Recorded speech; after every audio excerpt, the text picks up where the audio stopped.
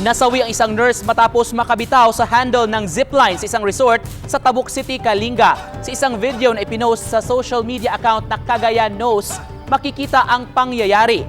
May pansalong net sa ibaba ng zipline pero ayon sa pulisya nabutas ang net dahil sa kalumaan at bigat ng biktima. Dinala pa sa pagamutan ang biktima pero idiniklarang dead on arrival. Ito umano ang ikalawang subok na ng biktima sa nasabing zipline. Ayon sa PNP, nasa 15 metro ang taas ng pinagbagsakan ng biktima. Bumagsak ang biktima sa semento. Ayon sa PNP, wala ring harness ang biktima. Patuloy ang investigasyon ng pulisya sa insidente.